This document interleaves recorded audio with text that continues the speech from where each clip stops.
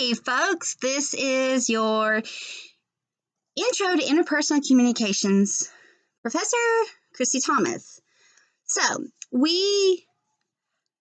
I just did a video where I talked about interpersonal communication, interpersonal conflict defined in the 4 elements associated with that definition and the breakdown, and then the breakdown of 4 myths of interpersonal communication. I now am going to do this snippet mini lecture video over conflict as a process in the book. Excuse my book of hot messness here. And the PowerPoint presentation should show this to you as well, because I know some of us are working without textbooks, which is okay, which is great, which is fine. I just want to give a visualization of the linear. This is how the book breaks it down visually, so you get an idea. And the way to break that down even more is beginning, end, and all the goodness in between, which is what we're going to discuss right now. This is the beginning to the end, conflict process, linear style. So you start out with a source. This is prior conditions. So before it all begins, this is where we set the stage for disagreements, for the conflict. This is where the stage is being set. It's being bubbled. Now, when I say this, this can, like I said, this is where we set up for disagreements. And the differences within this may stem from, role expectations in the relationship, what's expected of each person. This can be intimate. This can be in a friend relationship, a family relationship, a coworker relationship, a student, a student-teacher relationship, all the different kinds of interpersonal relationships. All we're doing here is setting up the stage for the disagreement, for the conflict, and it stems from, it can stem from role expectations, I was double checking, perceptions, goals, and resources. So those are like your 4 big ones that are going to set the stage for a disagreement. There are lots of triggers in conflict. I'm not going to go over triggers in any of the videos, but there are lots of triggers. So that is our source. Those in this area is where we are setting up the world for the conflict. You're setting up, it's bubbling. Think of like a volcano, you're deep down, or a witch's brew, you're like mixing it all up like magic.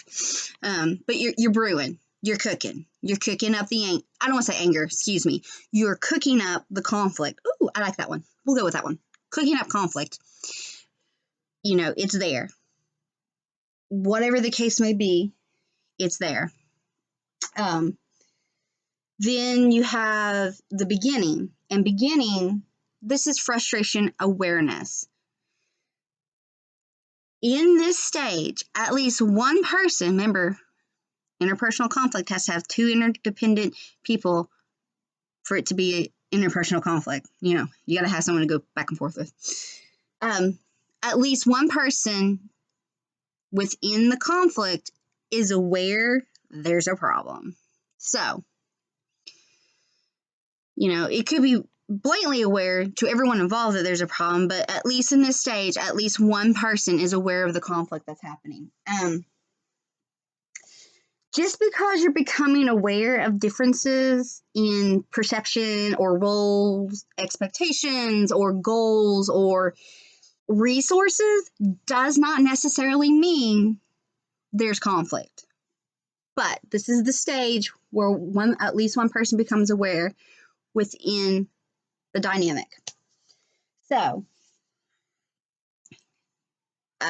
we go, now someone's aware. So we've had our source and our step 1, or the beginning, excuse me. I don't want to say step 1. So you have your source in the beginning. So we're cooking up conflict, and someone is aware, at least one person is aware within the dynamic of the relationship that there's a problem.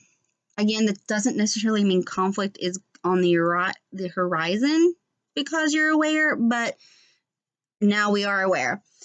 So you get to the next portion, which is around your middle area, And this is where we have active conflict. Okay, we are aware, at least one person's aware. Active conflict means, hey, everyone's been made aware of, you know, of what's cooking. This is where you bring forth the frustration you have, or the problems you have noticed, or whatever the case may be. Whatever is bugging you, it's come to the surface. So we're cooking, we're aware. This is where it's starting to bubble up and bubble out. This is where you're going to let other people in on it. Now, when it comes, active conflict does not necessarily mean, like I said before, that we are screaming and yelling and throwing dishes and throwing clothes out a window and busting out stuff. It doesn't mean the extreme when you think of conflict, which is screaming and yelling. Active conflict could also be repeatedly asking someone to pick up your stuff. I have 3 small children, twin girls that are 4 and a son who is 6. I am constantly asking for them to pick up their room or to pick up their toys. So that's active conflict. I'm not yelling, although sometimes it comes across yelling because I'm speaking loudly. But that's active conflict. The constantly my sources, their stuff's everywhere where it shouldn't be. The frustration awareness, I'm aware that their stuff's everywhere and they're nowhere near it. So they got a ton of toys out, coloring books, whatever the case may be. I'm aware that it's out. I'm sure they are too. But the active conflict is where I'm trying to get them, persuade them to pick up their stuff. So when you're in active conflict, it's not just the extreme of conflict, which is the screaming and the yelling we talked about. It's also the, hey, can you pick this up? Can you do this? Hey, can you make sure your clothes hit the hamper? Or, hey, I asked you to take out the trash. Could you take it out again? Stuff like that. Those also fall under active conflict. This is where it's an express struggle. All parties involved in the dynamic are aware and are in it. So my kids would, plainly hear me telling them to pick up, or they see me picking their stuff up and asking for help, or when it gets to an extreme case, I turn everything off in the house and nothing goes back on until something gets picked up. That's active. And it's also the extreme, you go from the not extreme to the extreme, but it's active. Everyone's involved. Okay. So we have our source. We're cooking up the conflict. We become aware, or at least one person becomes aware. And then once one person becomes aware, everyone becomes aware. Then it comes to the end, which is resolution. This is where we tried to find I don't want to say happy place, but we're coming to an ending. We're hoping that a compromise has been made, or someone has been seen, or someone has been heard. This all falls under resolution. And like before, all conflicts are not resolvable, or are they resolved pretty? Some are resolved neatly and tightly and quickly, and there's some conflicts that don't. Friendships dissolve, family relationships dissolve, work relations dissolve, intimate relations dissolve, because conflict just could not be resolved. And that all falls under resolution. You've had the problem, you become aware, you've actively tried within the conflict with all parties involved, and it's just, you come to a part that's an impasse. And it's sad, but, it happens. Like I said, not all conflict can be resolved, and not all conflict can be resolved pretty or neatly in a little package. But, so, again, to reiterate all of that, you have your source. This is where we're cooking up the conflict. This is where it's all bubbling, everything that falls under it. You have active, not active conflict yet, but you have active awareness with at least one person in the dynamic understands or sees that there's a difference. Then there's active, where all parties involved are in it. I don't want to say to win it, but they are in it, and they are, it's going on. Whatever the conflict may be, it's going on. And like I said, it doesn't have to be super extreme. It can be just the, hey, I need you to pick up. I need you to clean. I need you to clean. Or, you want this, you need to do this. Tit for tat. Then there's resolution. Like I said, not all things are wrapped up when it's all said and done, all pretty in a box with a bow. Sometimes it's ugly, and sometimes it's rough. But that's what we're talking about when we come to the end of resolution and conflict. Now, there's an aftermath, which is kind of the follow-up. This is where you start really processing and dealing with emotions that happen during and after the conflict. It ain't over till it's over type adage here. Checking with the other person. Are you okay?